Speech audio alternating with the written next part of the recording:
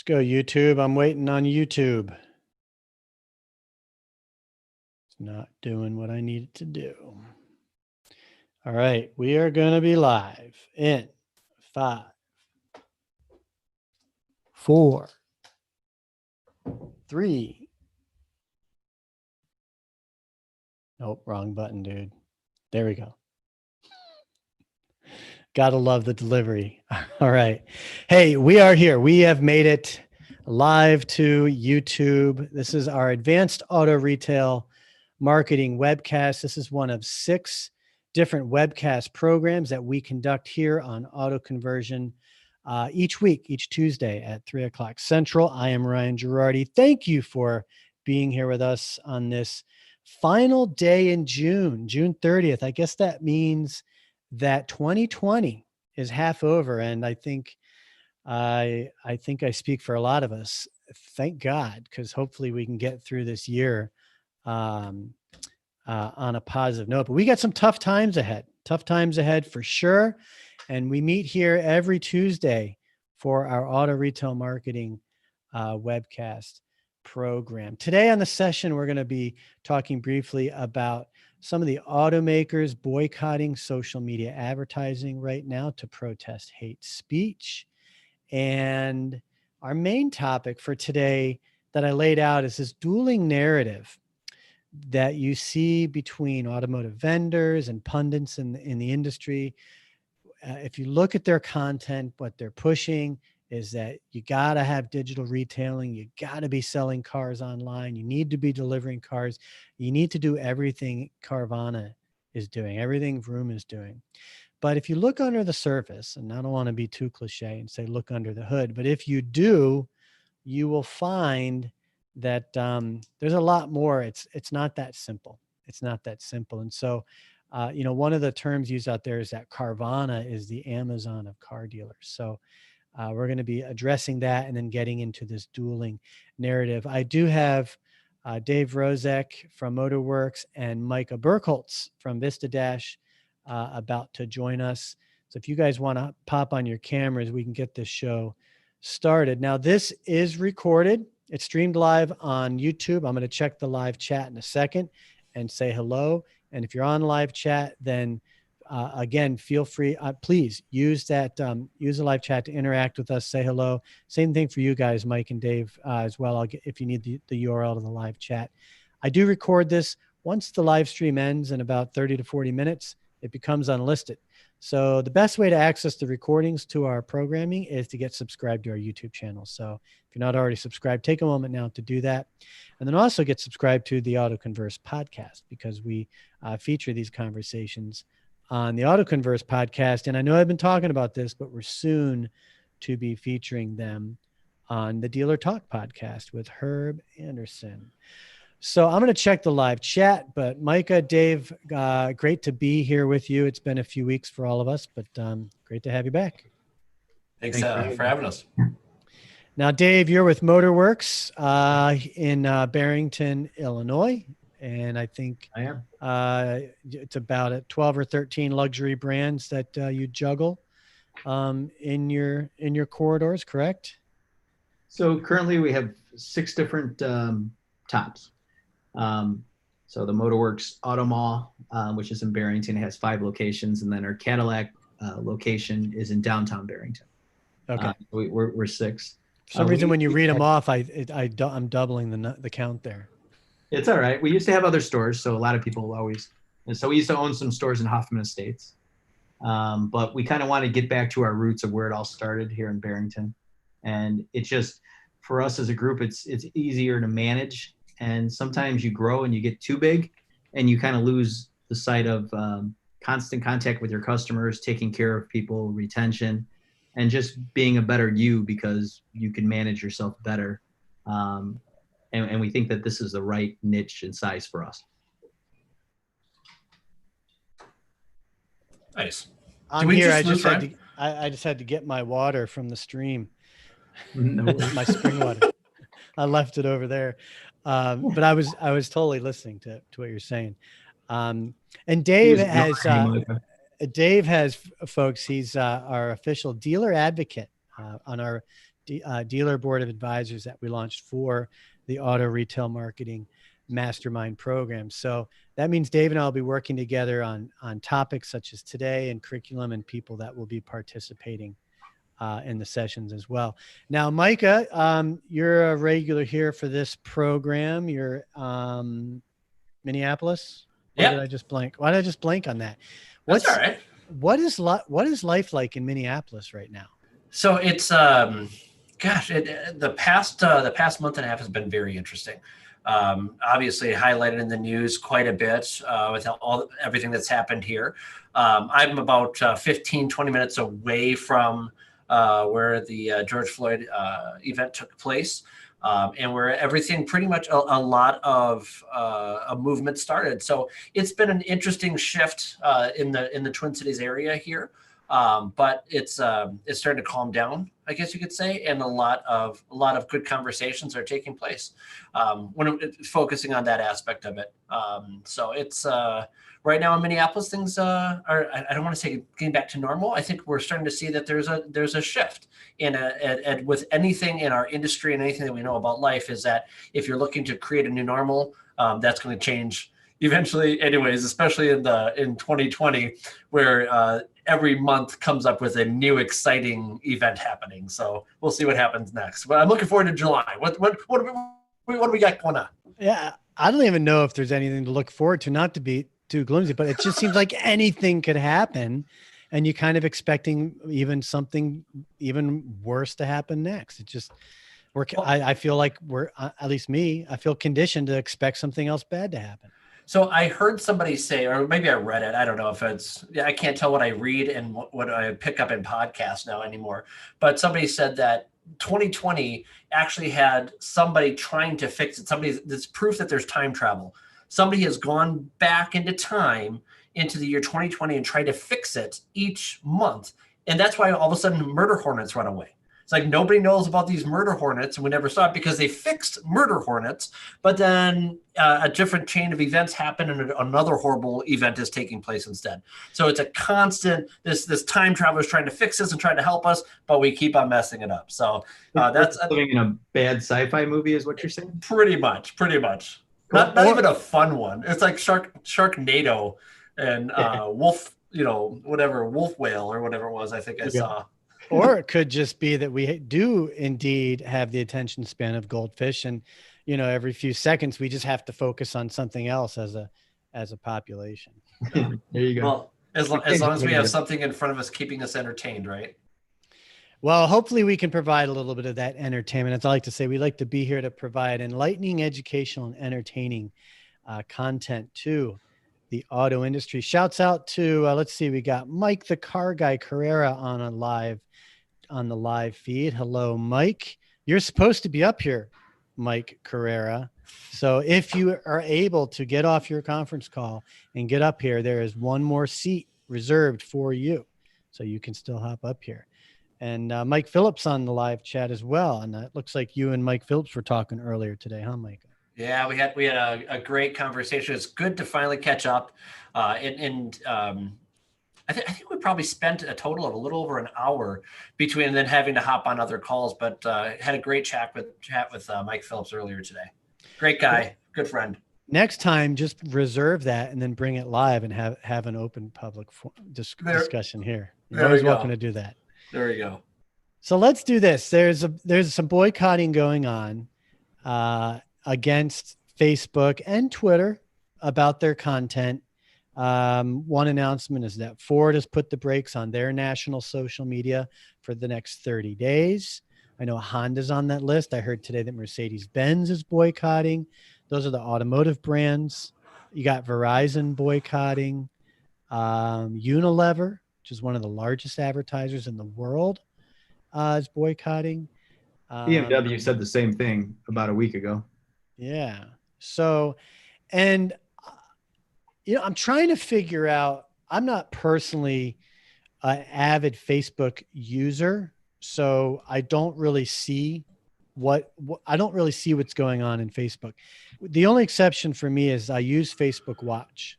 Like on my TV, I use the Facebook Watch app and it delivers programming to me. And I got to say, most of what Facebook's giving me is conservative content, which would indicate that I follow a lot of conservative sites on Facebook, but I don't think that I do. I think somehow Facebook's algorithm is feeding, it's good content. It's not like conspiracy theory conservative content. It's good content. I'm just surprised I'm not seeing more of a mix of content. And I definitely don't see a ton of hate speech. Unlike today, I saw this horrible video on Twitter of a guy. I mean, no, actually it was on TikTok, not Twitter. That I can't even believe that's allowed to be published. I don't even know if it is allowed to be published, but I mean, if you watch some stuff on TikTok, that's especially on the hate side and all these protests, there are some videos coming out on TikTok that I get fed that's just amazing. I'm like, and I said something to my 13-year-old's dad, you clicked on a couple of those things, so now you're in their algorithm. She goes, You need to watch some more positive stuff. And you know what? Sure enough, I clicked on some motivational stuff, some more motivational stuff, started following. And this morning when I woke up, I started getting some motivational speeches. And I was like, oh, so that's how that works. So thank God my 13-year-old had to teach me. Which is good. Like when my kids want to play music on my iPhone, I'm like, no, because the minute you play something that I don't want, Apple's going to start feeding it to me. Mike Phillips, if you want your microphone on, just raise your hand. I'm going to assume you do, but I always like to ask first. If you want your microphone on, just raise your hand. That way you can, and we can even bring you on video as well. It'd be great to have you up here, Mike. So just raise your hand and let me know if you want to do that. So I guess let me ask you both, just, simple yes or no, because Mike, I think you're on Facebook a little bit more often, at least more than I am. Yep. Are you seeing a lot of, I don't know, do you see a lot of hate speech on Facebook?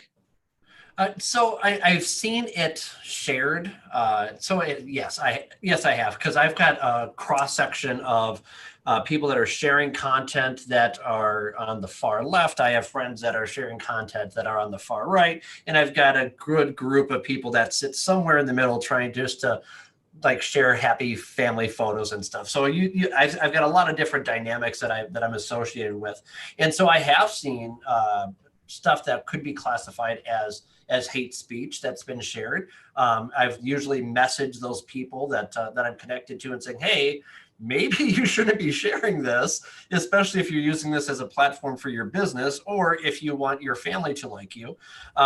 So we have those conversations back and forth. So yeah, I do see that. But once again, I see a vast array of content just because I have so many different types of connections, both family, friends, and personally and such. So, but yeah, I would agree that my algorithm for the most part it's a lot more positive and encouraging stuff that I follow and see that I engage with, just because I engage with it. And then once in a while, I might have to troll a post here and there. That just happens. So, and that's completely cool. So just go with it. Do you, and I'll get to you in a second, Dave, but Micah, do you, I guess, think what these companies, Ford and Honda, what these car companies to pull their ads? I mean, do you think that's the right thing to do? Does it matter? Is it going to, what's your opinion on that? So I think that if they feel that it is a way for them to get additional views to their product, because they're not participating for a social initiative, I think that in and of itself, they just got picked up in the news on how many different articles without having to pay for it. So the fact that they're not advertising, they're getting advertising. And now it's tapping into a different demographic. So even though they may not be spending the money, they're reaping the benefits and the rewards. I agree there. I agree wholeheartedly. Well, then they're getting in a better ROI if they're not spending the money, but getting the rewards or the benefits. Exactly. It's a renegotiation for them. But in reality, if you notice, though, none of them have stopped really advertising currently, because I'm still getting notifications from Honda. I'm still getting Mercedes, BMW. I'm still getting things about Ford. So I think they're all like, yeah, we're doing this, but let's wait till after the 4th of July when it's convenient. But if you're getting So- notifications, and those are just organic posts, not ads. No, these are ads. I'm getting sponsored ads still coming up on my phone that Gotcha. they've done. So, you know, a lot of these OEM manufacturers have multiple ad agencies, and they're running stuff through companies like Constellation and all these other companies who are running ads for them. And even if they are saying, hey, we're protesting this and we want to boycott social media because there is hate crime, or not hate crime, but just hate messaging there. But it just simply goes to show you that, I mean, would you boycott every TV channel that broadcasts news and somebody's opinion? I mean, every channel, YouTube, everybody, we're in a world of free speech. And if somebody has some messed up opinion, yeah, maybe Facebook has the social responsibility to take down certain things. But we're also dealing in a programmatic world where it's based on what you like and what you watch and what your habits are. So like you don't get an ad on Hulu. Like I'm a car dealer and I want to go through OTT streaming and I want to put an ad on Hulu. Well, I don't get a choice to broadcast that to everybody.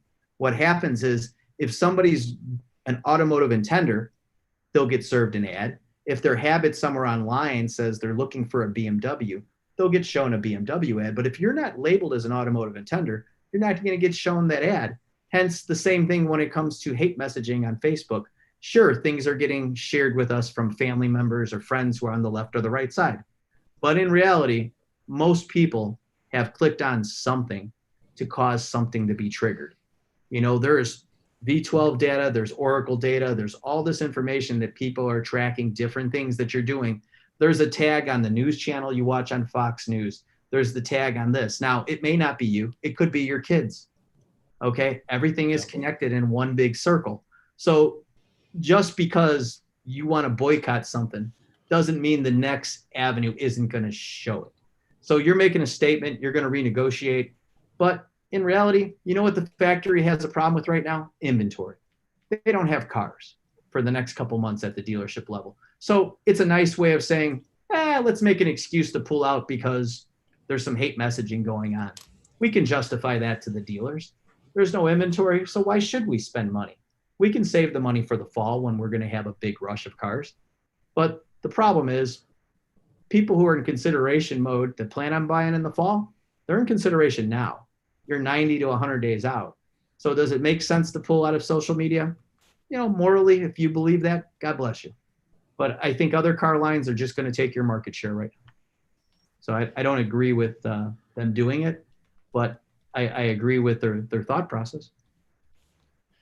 And we've seen even large auto groups do the same thing in order to negotiate better contracts. Wasn't it just a year or two ago that we heard that, for example, I think it was AutoNation was going to pull out of all third-party providers in order to renegotiate, and it's a play that we've seen happen time and time again with large organizations. So now, from a tier 1 level down to a tier 3 level, it's a little bit different. However, it's still a strong play. Let me, Mike Phillips here on Zoom, your microphone is on. You just have to unmute it. But before I switch to the next, before we kind of build on this, on the topic, do you want to chime in on your thoughts on the matter and your experience with hate speech and social media?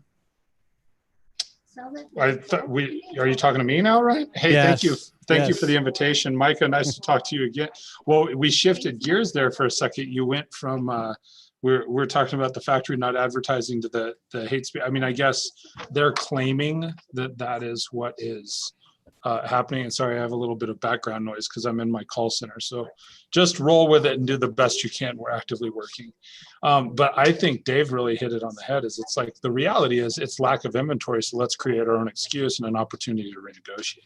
Now that's speculation, to be fair, guys. I mean, it is speculation. I mean, it's okay to speculate, but you both are under the opinion that that's part. They're using it they're using the opportunity to do something that they need to for their business with the guys that it's for social awareness purposes. That's opinion, but the fact is there is a shortage of inventory. We have large dealers here locally that they normally get an allocation of 200-300 cars. They're getting 12. Mm-hmm. So Mike Carrera on on the live stream says Honda's focusing their boycott just to Facebook, whereas Ford is saying all social media except for Twitter, which, if that's true, just makes absolutely no sense, because Zero sense. if there's any hate speech anywhere, it is on Twitter. I mean, TikTok too, obviously, but it's Dude, not like TikTok is the worst. I was having a conversation when Dave was saying a second ago. Sorry to interrupt, Ryan, but like the TikTok algorithm by far is one of the smartest algorithms and the most aggressive when you start to click on stuff. I'm on TikTok myself because I am clearly a 45-year-old male influencer. that's where you should be. That's Clearly. exactly where I should be at, right? I'm on there. I got on there to be able to monitor my daughter who enjoys TikTok. Like Dave was saying, you've got a child on TikTok. That's I why said, I- okay, I'll get on there so that I can monitor the stuff. But the moment you start seeing stuff, I get served some things that are just absolutely hellacious that I'm like, oh my gosh. And it's totally not in my vertical of what I would want to be watching. So it's crazy, man. It is crazy. And let's do this. We've been at this subject, believe it or not, for 15 minutes, and I don't want to, I don't want to, I know I don't want to miss the main talking point here. So Mike, thanks for chiming in. Stay on the Yeah, Zoom, Certainly. because we're going to expand the conversation. And if you want to chime in again, just raise your hand. Sure will. And thank you for having me on for a second too, man. I Yeah, buddy. appreciate it. Yeah. Welcome anytime. So what I want to do is, and I don't know if I put this in the live chat. And by the way, Mike Carrera, I saw what you said, asking is staying on one platform while saying your pullout just the same as the tip. I'm not sure what you mean by tip.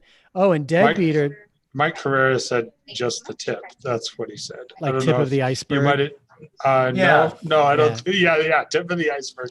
Good. I see Micah's face. Good. We're here. Yeah. We're going to come back to the subject possibly tomorrow on the Mobility Tech and Connectivity show, because I want to build on this. Because Deadbeater here on the YouTube pointed out, and I heard this today too, that India has banned TikTok along with 58 other Chinese apps. So we're gonna expand on this tomorrow. Let's get into part B of today. This is based off an article by industry pundit Steve Stauning on his website Ask the Manager. He has an article called "Carvana is not the Amazon of cars," and I'm sure we've all heard. People always like to bring up Amazon when we talk about the car business, and the one retort is, "Hey, there's nothing like buying a car. A boat is close, a house is close, but it's not like books and electronics and all that. So you can't keep bringing up the Amazon analogy." Now, as we've talked about, and as I said at the beginning of the program today, vendors and for the past almost 3 years, it's digital retailing, right? It's get that widget on your site. It's let people have control of the experience. Now with COVID, it's deliver the cars. Everything Carvana can do, you can do as a dealer. The last week, we had Kim Evanson and Tim Scoutless from Max Digital on. And we were talking about their white paper, the COVID-19 impact on consumers, auto shoppers. One of the questions in the survey was, once you found the vehicle online that you want, what is your next steps? And they gave them choices. One choice was buy the car right now. And one choice was contact the dealer via text, email, phone, whatever. Another choice was schedule test drive. Now, I don't know if you guys saw this, but I don't want to share it, but I'll read it off. 8% of respondents said they would want to buy the car online. This is out of 3,000 people in the survey. 40 to 45%, because they split off new and used cars, said they would contact the dealer to get more information. And 40% of respondents said that they would want to go in for a test drive. So you combine that, you're talking 85, upwards to 90% of those surveyed, it was a legitimate 3,000 person survey, aren't ready to buy the car online. They want to interact with the dealer and go in there. Every dealer I've spoken with, I think, Dave, you can attest to this. Of all the cars you've sold in the past 3 months, how many would you put in the bucket of 100% online, including home delivery? So, I mean, it's changed. It's month to month. I mean, and the narrative's changed. We've done our own surveys, but in reality, we find that people from a consideration of, hey, would you consider buying online? The consideration there, depending upon the top, is anywhere between 60 to 80% that says, I'd consider buying online. But there's the reality of it, though. The reality is that 80+% still prefer to come in, who are local customers to me, and buy.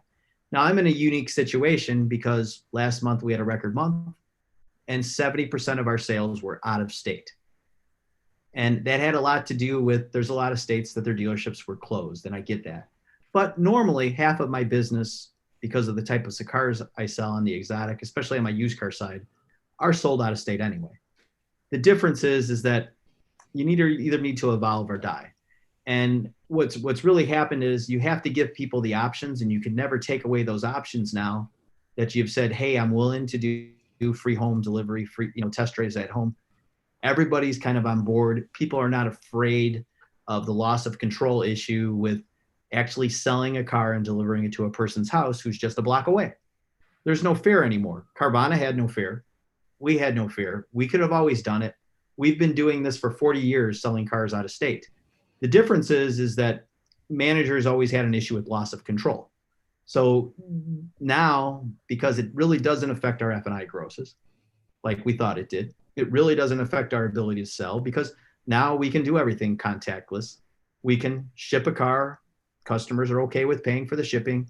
We have these digital retailing, products that say, hey, I want to buy the car. This is my credit rating. This is my down payment. This is my payment. And they tell you this. The difficulty we have with training the mindset of dealerships, though, is that the customer's already told you where they're at in their buying structure. The problem with us in the car business is customer comes in and we want to start them from the beginning. They've already told you, I wanted to buy it. So that's the difficulty with the transition in digital retailing. Deals take longer to structure if you don't have the right tools. If you're not FaceTiming, if you're not Zooming, if you're not texting, if you're not utilizing video. All those little tools are just the basic things that we need to do and evolve. Many dealerships have evolved. The other dealerships will die and have to sell their places. But what we know is that people just want the options. 80 to 90% of the people still will come in and buy a car from us locally. So our local sales business hasn't really changed. We're still selling people. They're still coming in. Sure, we make them wear a mask. But other than that, it really hasn't changed. We're just giving people more options. And we have to be trained and be ready to meet a customer at whatever moment they're at. Whether their micro moment is, I want to buy it online, or they want a delivered test drive, or I want to come in and buy it from you.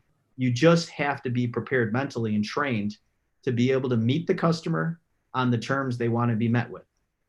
And that's where we need to be at. But prior to COVID, what did a lot of these OEM, manufacturers do? Oh, we want to have MAP pricing. We want more control. We want to sell cars and just show MSRP. That's stuff that we did in 1995. So we kind of say, hey, we want digital dealers and make it easy to buy. We want the customer to do all the paperwork that they can online. For us, the reason we were successful, we like to do everything we can online. And if you do come in, we want to get you in and out of here in an hour. If we can get you in and out of here in an hour, everybody's happy, because right now, what's more important?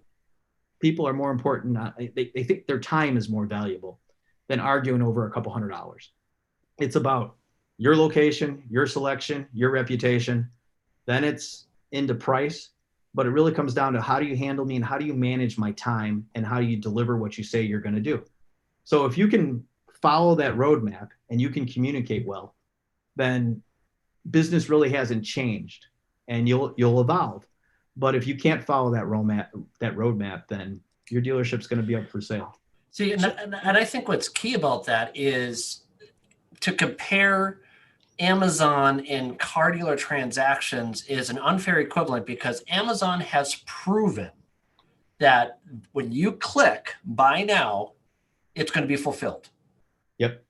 As a product, as Amazon's product isn't what they're selling. It's not what you're buying. What their product is fulfillment. Yep. That's the key. Now, every dealership could have a buy now button. They could have a digital retailing or, a remote retailing button or widget on the website. But if they haven't figured out fulfillment of said promise that when you click this, this is what's going to happen. That's the difference, is having a product that then leads into a seamless process. If you don't have the process, it doesn't matter what buttons you have, how well optimized they are, how many thousands of dollars you're spending to get people to push that button on your website. If you can't fulfill the promise of when you click this, the car will be there, it's a waste of time and money. So if I were to rephrase what you're getting at, is it's about setting the expectation and defining what the experience is, and then fulfilling the experience. It's less about the technicalities of doing the transaction online. Because Dave, you even said, I think you said 30% of your vehicles are sold out of state, which means Well, no, how you conduct a normally transaction. 50% of our business is done out of state. In the COVID, But is that because year, you're so close to we're- the Wisconsin border? Maybe, but we sell cars all over the country. Okay. It doesn't matter if it's California, Florida, Wisconsin, Minnesota. We're not biased. We ship cars to Canada. We ship cars overseas. But in the COVID, headway, where our doors were limited to appointment only, in the beginning, our internet leads blew up, and our deals took longer, and our closing ratios went down because I had more leads than I really had staff. And what we realized is our best salespeople were not the best salespeople dealing with internet traffic. They were really good at closing people who walked in the door, but holding a long-term conversation and having the attention to detail to manage a deal that takes 3 days, 7 days, 15 days over the phone and by FaceTime, we weren't that proficient at. So 30% of our sales were local. And because they were limited on coming in. Now we're having a record month. We're having probably about 45% of our sales are going to be local this month, and 55% is still maintaining out of state. But like we talked about earlier, now I'm running out of new cars. But the other difference too is how many different websites and how many different UXs does a consumer experience when they're buying a car or they're shopping for a car. You have how many different digital retailing tools that are all different. The reason I can't ever put the similarity between Amazon and car buying is simply the fact that everybody knows there's two buttons: add to cart, buy now. Yep. And that's it. Now you go to 10 different dealerships. Each situation's different, so there's no consistency. This isn't this is more of an issue within the industry itself without being able to unify a process. Tesla is going to have the Tesla market because people that want to buy Tesla will know exactly how to do it every single time. Regardless, that's it. It's a consistent process. And once again, to bring in another example, McDonald's. Number one's a number one at every single McDonald's. You can just go and point number one and get exactly what you're looking at. It's consistency. Now, it may be the best. It may be gross, but it's consistent. And therefore, people are going to go, yeah, exactly. You're going to get a consistent piece of whatever. Tesla will tell you they don't sell a good car. Tesla says, hey, we don't sell a good car. What we sell is a great experience. Yep. We offer you a great experience and you know what to expect. Yep. And we can deliver upon that. And we tell you what's going to go on throughout the way. Our communication is what's perfect about us. There's full transparency. And, that's the difference. And a lot of people like that, way of buying, which in reality, I think we've made a turn in the automotive business and we can't go back. And we started doing things the way customers want, and we're evolving. And now that we've given it, we have to keep giving it. But The reality is people are still going to want to come in to buy a car because the Amazon experience doesn't exist in the car dealership. They kind of want the Amazon experience, and they want to know that you have X amount in stock. You can click a button to come and test drive, and that you got certain amount of good reviews better than your neighbor. So it kind of filters you down. So the filter exists. So now they can come in and buy from you. They got a partial of the Amazon experience, but the experience at a car dealership, like Ryan said, and you had said, Micah, is that it's like no other. I mean, there is a lot of different variables that need to be ironed out. Everybody nowadays makes a good car, supposedly. So in general, if everything is equal, it really comes down to relationship building right now, and communication is key. So that's kind of where we're at right now. Micah, would you agree with, I guess, what I stated, that the narrative, the industry narrative, is pushing dealers to embrace an idea, and dealers just aren't seeing it, they're not seeing that in the transactions, they're not seeing that consistently? So I think it's a growing market. It's not at the point now where you have to flip the switch, and it's an option. It's just as important as, do you have chat on your site versus a phone call versus text messaging? What is the way that your consumer, your shopper wants to conduct business, and are you flexible enough, as Dave was saying, to meet that client where they're at in the process? If you're trying to force them through the 10 steps, the 12 steps to sale, and force them just to get them in to do it the way that you've always done it, that's where you're going to lose. If you're flexible enough to give those multiple options, that's where the win is. I think that the narrative in the industry is that you have to have digital retailing right now in order to survive.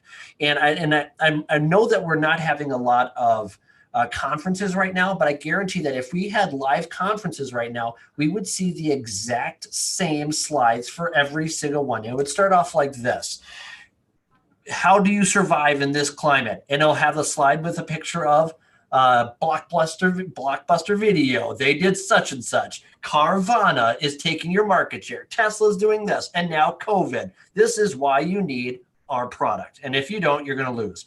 So I guarantee that just about every single digital marketing retailing company would have those 4 or 5 slides in a row before they try to sell you whatever they're selling. With that being said, the data shows that people want an in-person experience still. For the most part, they want to have a relationship, especially now after we couldn't have an in-person experience. There's been a pent-up demand. When everybody shut down, we see dealers all over the country that we are working with every single day that this month and the previous month were record months. There's a pent-up need to buy.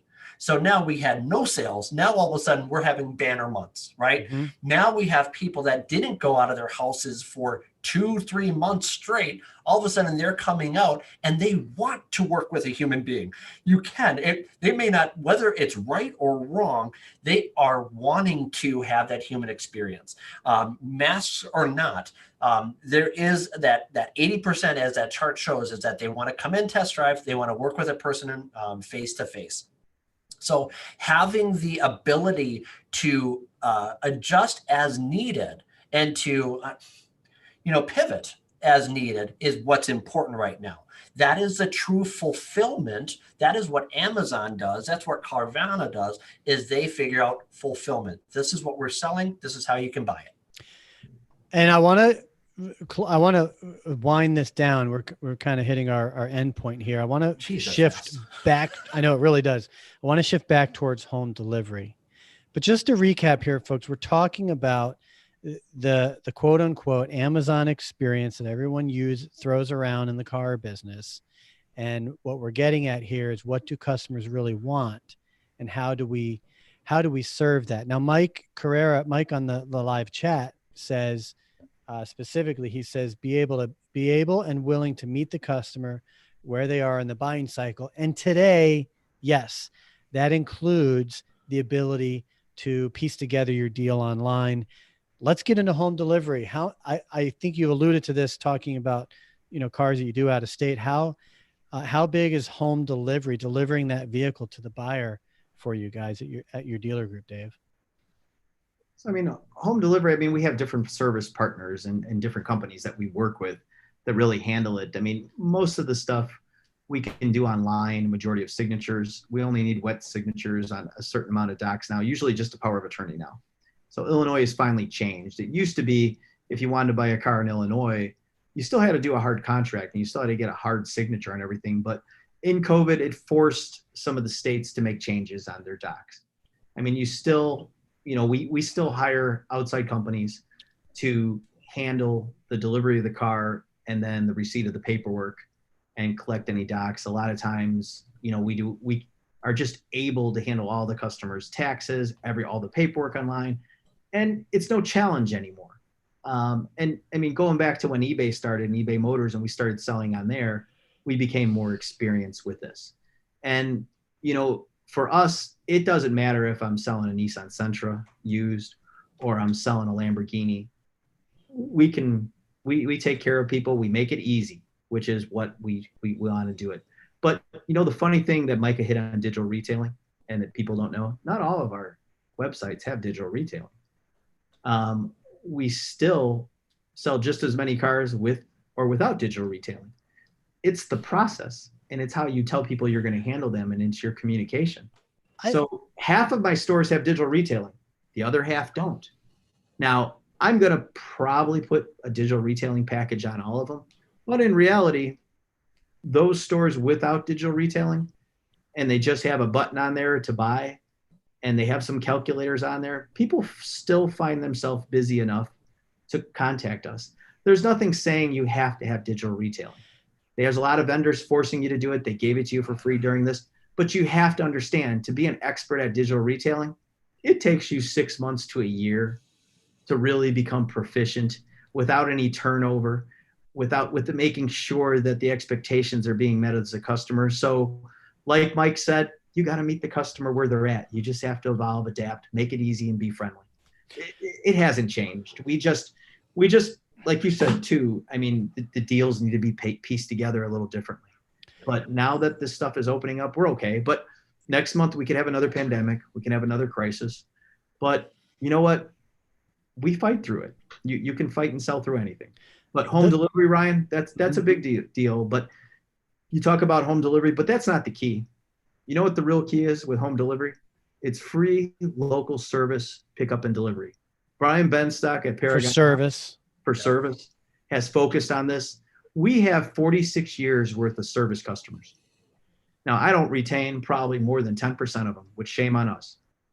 Okay. But those 46 years of service customers are the majority of people on my website, the majority of the people on my Google My Business site.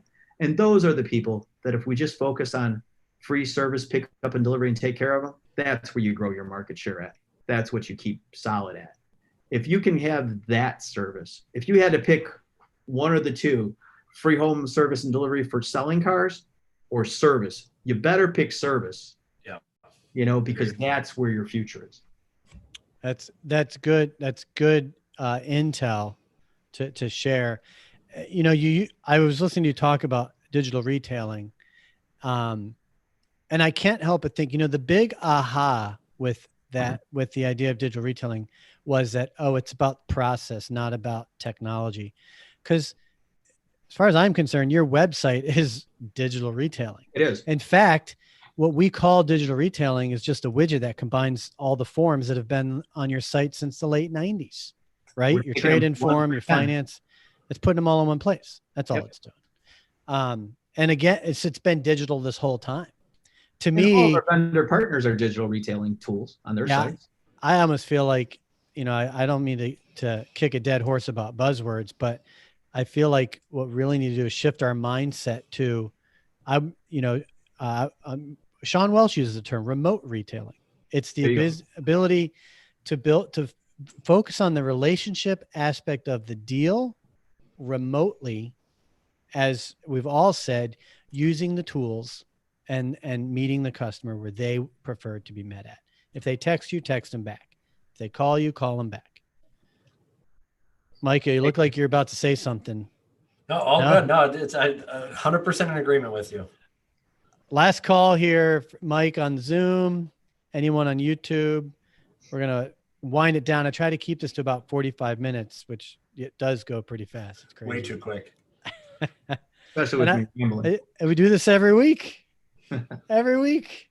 So, but you know what? We're in a fast moving marketplace. And by fast moving, I mean very evasive moving target, right? Like it's moving, but a lot of things remain consistent and true. Micah said it right. You need to be flexible.